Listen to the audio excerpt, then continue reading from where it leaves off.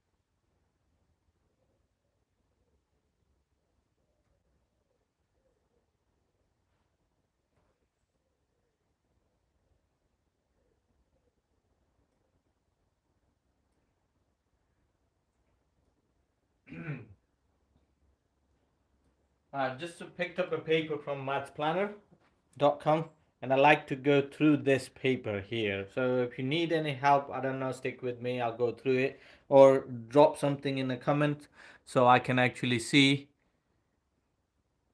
uh, how we can actually go through this. Okay, I've never done this before, so bear with me. Okay, it says something's gone wrong. Tap to retry. Okay, there we go. Someone said hello. Thank you. Hello, Taylor. So I'm trying to go through these topics.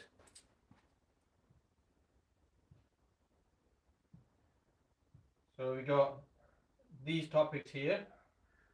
And again, any of those things that you want to go through, just drop it in the comment. I'm going to try and focus on how to get those in. So because I'm recording through the phone, and that's the only things I can get here is through the people, through the phone. So I have to come around and see what people are commenting on this. Okay. So I'm going to try and find out if I can find a way to get it on here. So can get two things done at the same time. Okay, so just look through any of the topics, and if there are any topics that you think you probably need a little bit more help on, let me know. I'll go through those questions.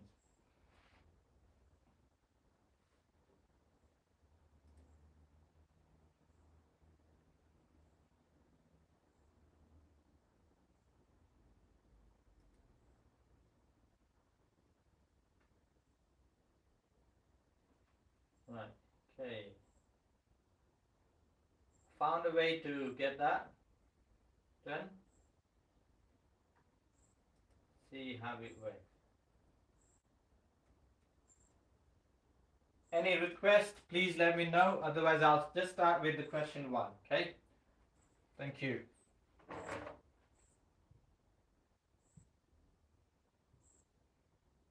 So we got the question 1 is saying rearrange or making X the subject. That's what we're looking to do here. So if we're making X or anything the subject, come on, there we go. Making A the subject, we need to get A by itself on one side of the equal sign. Okay. And if I wanted to do that, obviously this is slightly smaller here, so I'm going to write this equation down, or formula. V is equal to U plus A T. So I need to get rid of this U and this T here. How do I get rid of the U? This is positive U. If you want to get rid of it, you take away U from both sides. So I'm going to take away U from here and take away U from V. So if you take away U from V, we get V minus U. And on the right hand side, you get U, take away U gives you 0. So you're only left with positive A multiplied by T. Okay. Now how do I get rid of the T? Because I'm trying to get A by itself on one side of the equal sign. Okay. And hopefully that will make slightly more sense. So A times T here, to get rid of that T, we need to divide by T. And you can use this fraction line to divide both sides. By the way, this is a higher tier topics, okay? All the things that we're looking at right now are on the higher tier. There are going to be overlap with the foundations. So if you need anything specifically and you're watching this stream like a live stream right now and you want those specific help, let me know. I'll try and get through those questions on here. Okay, I'm just trying this new thing. Divided by T. So T divided by T gives you 1.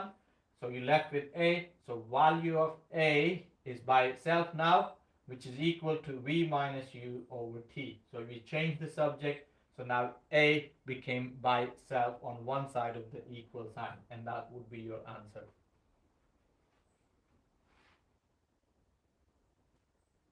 Right. Okay, let's see.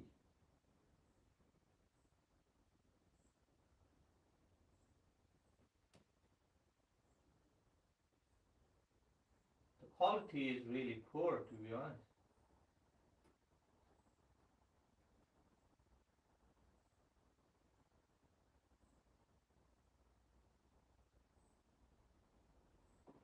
I don't know how to improve the quality.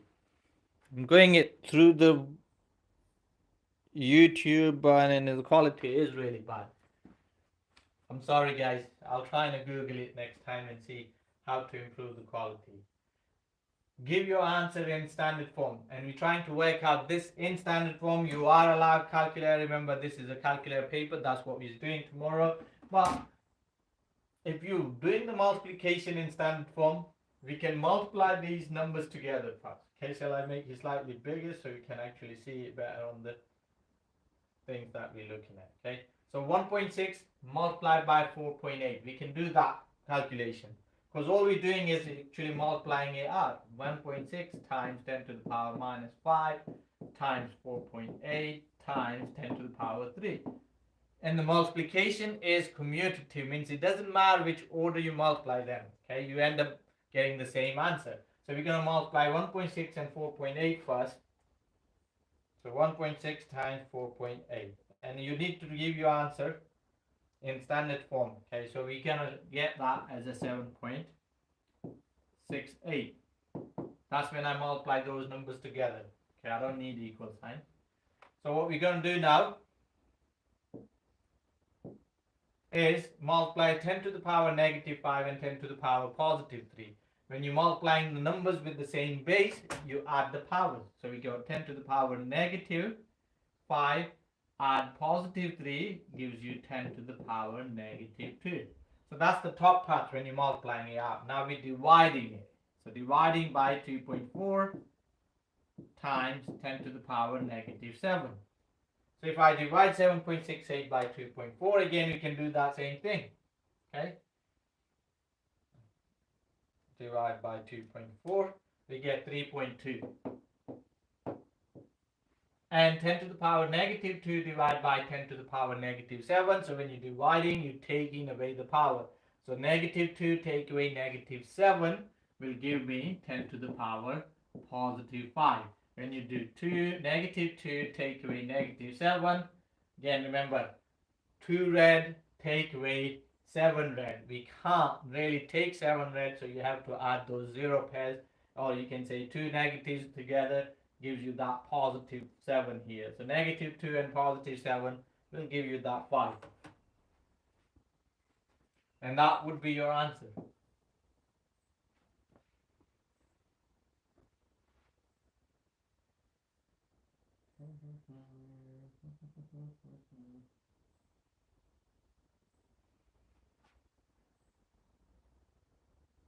If A to B is 1 to 7, what percentage that B represents? Okay, A to B is 1 to 7. So altogether there are 8 parts in a way. Okay, if I go from A to B, 1 to 7, there's 8 parts, and those 8 parts, 1 part for A, 7 parts for B, and those 8 parts represents 100%.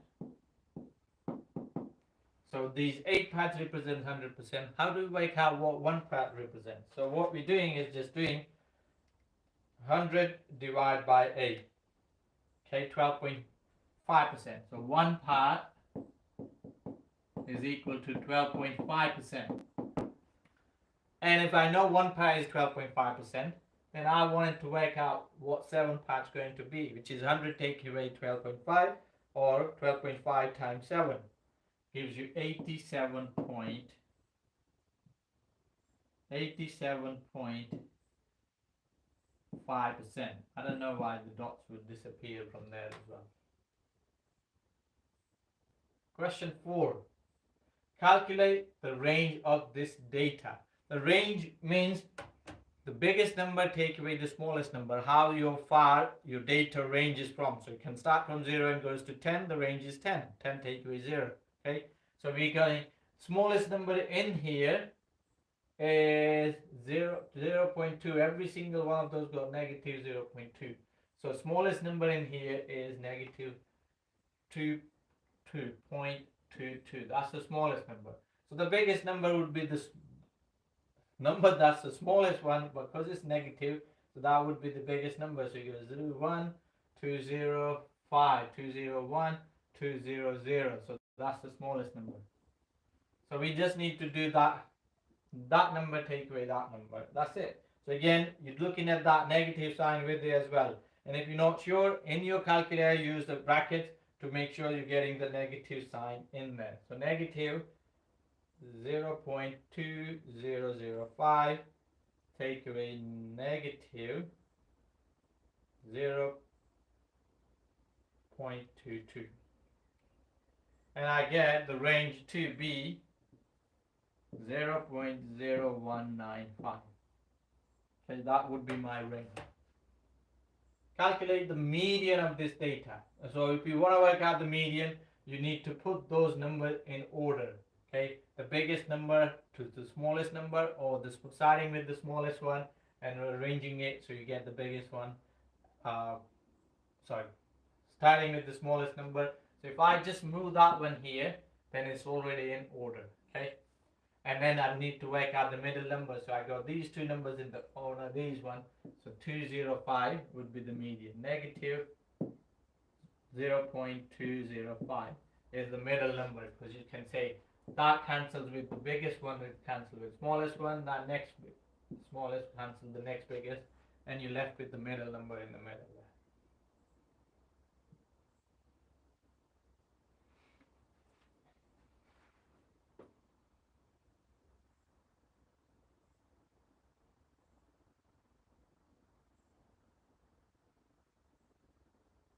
Yes, yes, chat is active and I'm trying. Okay, I am trying,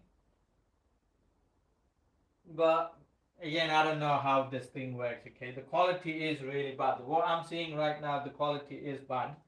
And if you like to go through any question, leave it on the chat or comments. Okay, I'll probably pick up in next few minutes. Safakat decided to cycle to his friend's house.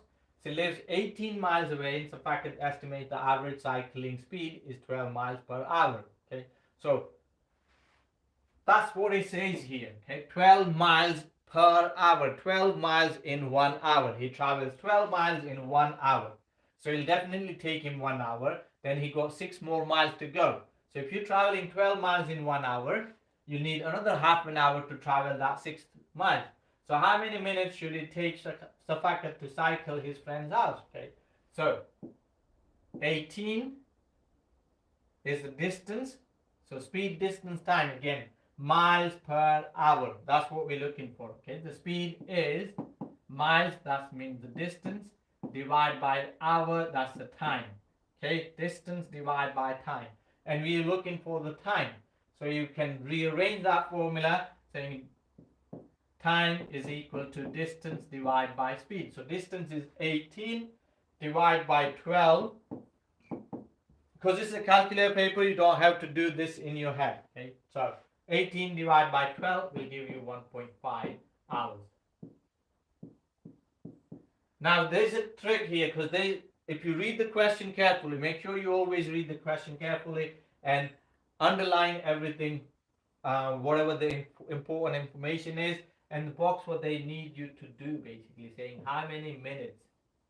So we're interested in minutes, not hours. So 1.5 hours, if you want to change that into minutes, is easy. Okay, 1 hour is 60 minutes.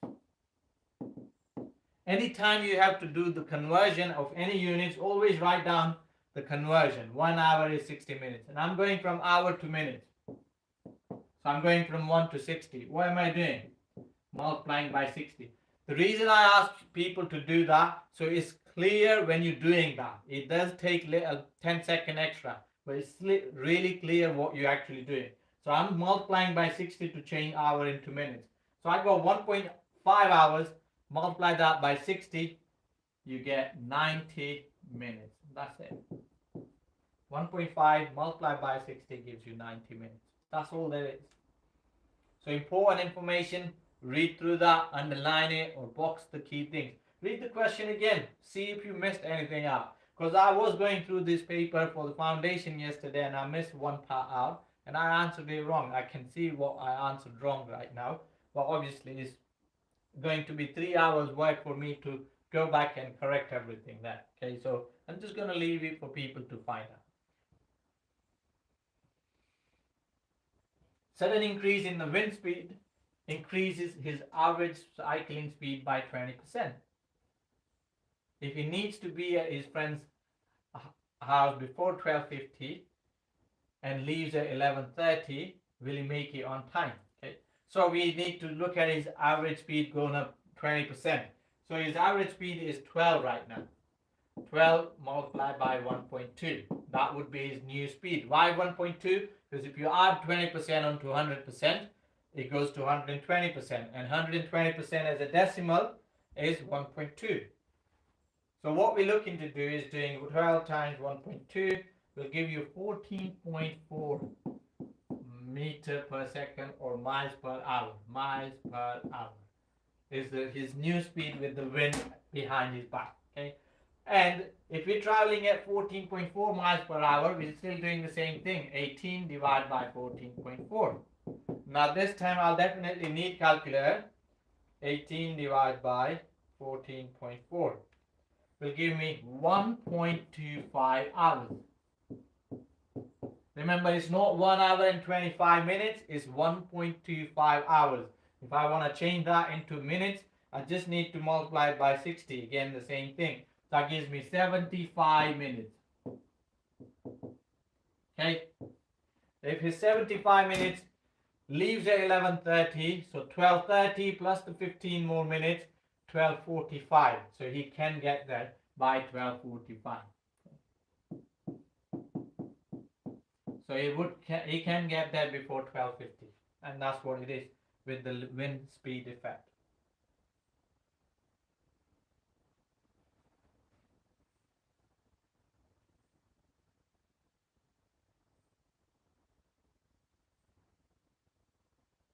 Again, like I said, please leave it in the comment if you want any certain questions or anything that you want me to go through right now. Anything you're not sure about, write it in the comments. I'm trying to look through it. If I see anything, I'll tell you. Work out the value of b squared minus 4ac, which is, you guys probably know that as a determinant. Okay, so the determinant means you decide whether how many roots the quadratic equation have, and that's what we need to. But in this case, if all you're doing is putting that in the calculator and working it out. Again, whenever you're substituting something, I would prefer that you use brackets. So we got b is -7, so I got -7 squared.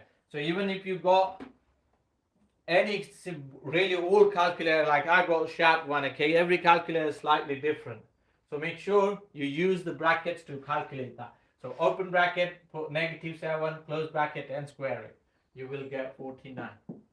Okay, and then what you're doing is do -4, because you're taking away that anyway. Remember, okay? So -4 times a is -2. So again, if you need to, use the bracket. So -4 times -2 times 5.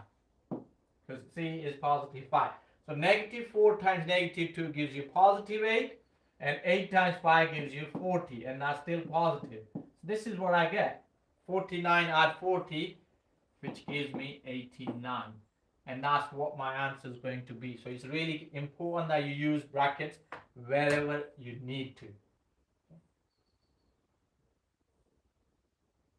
Identity. Okay, those 3 lines means identity. And when it's identity, what it means is regardless of what you put as your x and the y, it doesn't change. Both sides going to be equal to each other regardless of what you put as your x or y. That's what it means by identity. Now we need to work out what a and b are. So before I do that, I need to expand the bracket. So at least you get 1 mark even if you don't know what to do afterward. So we're saying, okay, we get 2ax. A times 2x gives you 2ax. And this 2a is really important. We call that coefficient of x. So number in front of the x is 2a. And a times -y will give you -ay. Again, this -a is also important because that's the coefficient of y. Now that has to be exactly the same as 6x plus by. So if I compare the coefficient, of there is no other y x terms on that side. There's only x term is 6. So if you're comparing the coefficient of x, that means there's 6 there and that 2a there. Then all I have to say is saying 2a has to be exactly same as 6. That's called comparing the coefficient of x. So that's the only way you can have both x's exactly the same on both sides. So if 2a is equal to 6, we know a is equal to 3. That's first part done, and you probably get 2 marks. Now if you compare the coefficient of y, so numbers in front of the y, so we can say minus a, that's in front of the y here, and that should be equal to positive b. So b is equal to whatever the a is, the minus of that. So a is 3, so we know the b would be -3. And that would get you your third mark.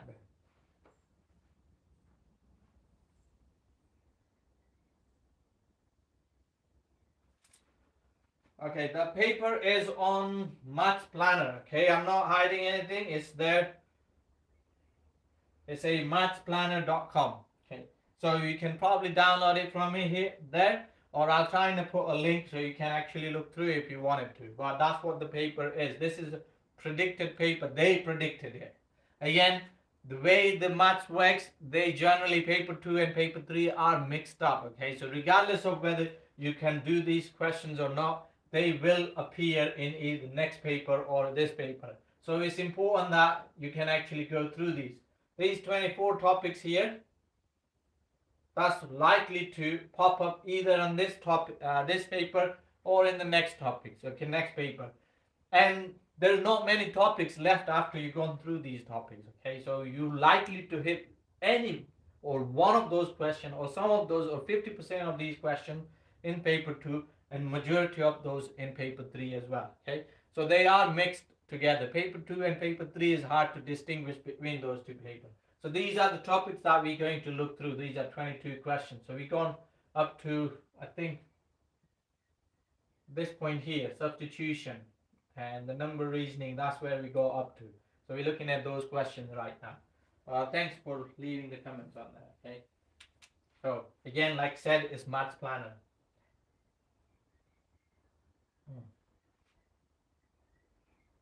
I need to get back to the question. There we go. Question 8. Prime number A are the prime numbers, B are the square numbers, and C are the triangular numbers. So you need to know each one of those, what those numbers are. Find two sets. So set 1, so two numbers, that gives you C. A add B will give you C. So whatever the prime number add a square number gives you a triangular number. Any pair. It doesn't matter which one you look for, any pair. And then you can have to look for the two of those sets. Okay. So what we can do is rewrite down what A's are. A's are prime numbers. So I'll start with the 2. 2 is the first prime number. Okay. And only even prime number. Then we got 3, 5, 7, 11, 13, 17, 19. And that should be enough. You should be able to find two pairs. The prime number and square number should give you the triangular number. So we're going to look at the B set. Okay. So B are the square number, and that's easy. 1, 4, 9, 16, 25, 36, and 49. Okay, that should be enough. And the C is a triangular number. Now the triangular number might be slightly different. Okay, triangular numbers are slightly different. What I mean by slightly different, saying, okay, if you make a triangle, we start with 1 dot. Then add 2 more dots to keep that triangle. So that's 1. Then now we added 2 dots, so it's 3. Now we need to add 3 more dots. So that would be 6 dots. Then if you added 3, now I'm adding 4, so it's 10. Now I'm adding 5, so it's 15. Now I'm adding 6, so it's 21. Then adding 7, so 28. Now adding 8, so 36, I think. Yeah. Then adding 9. So adding 5, 6, 7, 8, and add 9. What's 36 add 9? 45, and so on. So all of those numbers are triangular numbers. So you add 1 more than the previous term. Okay. So now all I need to do is find a way to make A add B gives you C. So I can say, okay, 2 add 4 gives me 6. So when A is 2, add square number, that's a 4 is a square number, that's a prime number, and that will give me triangular number, which is 6. We can look for another pair. Okay. So let's say 13 add 9, that's 22. 11, no. 17 add 4 gives you 21. So there you go. You got 17 is a prime number. 4 is a square number, and that will give me 21. Okay. Or you can do 19 add 9. Okay, let's just try a completely different number. So 19 is a prime number, add 9 gives you 28. 9 is a square number, and that gives you 28. So that's the two sets. You could look for quite a few here, but we've been asked to work out only 2 sets from here. Okay, find 2 sets that gives you, and it's 3 marks. Your ability to know what prime number, square number, and the triangular numbers are. That's where you're getting the marks from. And again, it's a maths planner, not taking any credit. That's just simply they made this paper. I'm just going through it. I'm looking for ready resources. Okay, don't have enough time to make these resources right now.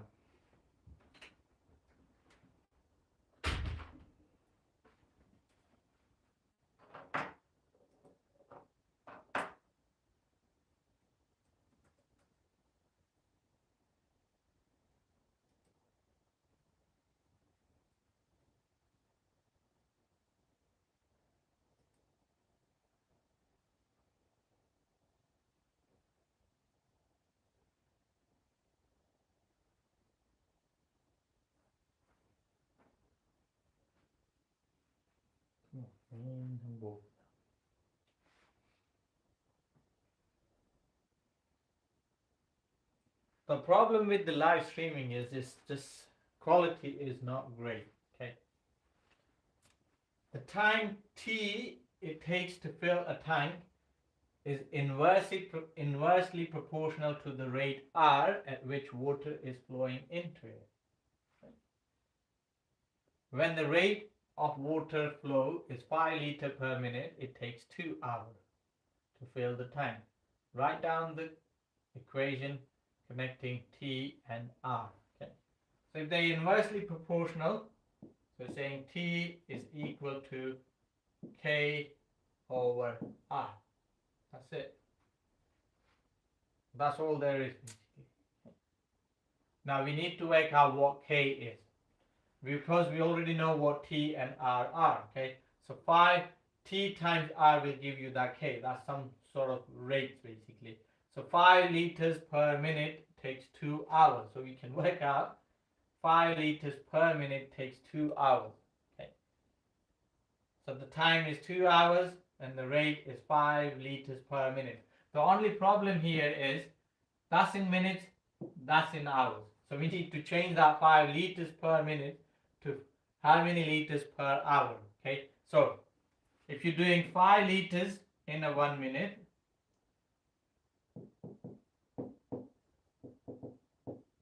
okay, then we need to look at it how many liters in 60 minutes. So multiplying it by 60, multiply that by 60. So 300 liters. Oh, be good. I'm sorry, maybe 300 liters in 1 hour. You're right, good.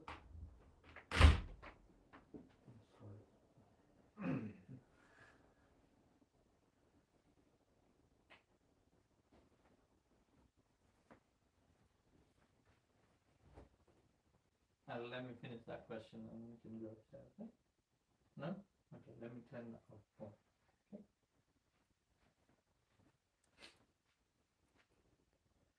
I'm sorry guys. Okay, I was just finishing that off and I need to go. I'll come back if you need me to. Just put comments, okay? Sorry. So 300 liters per hour. So this is got time is 2 hours and R is 300. So the K is equal to 600. Okay, and that's your formula then. T is equal to 600 over R. Okay, that's it. Thank you and good luck with your exams.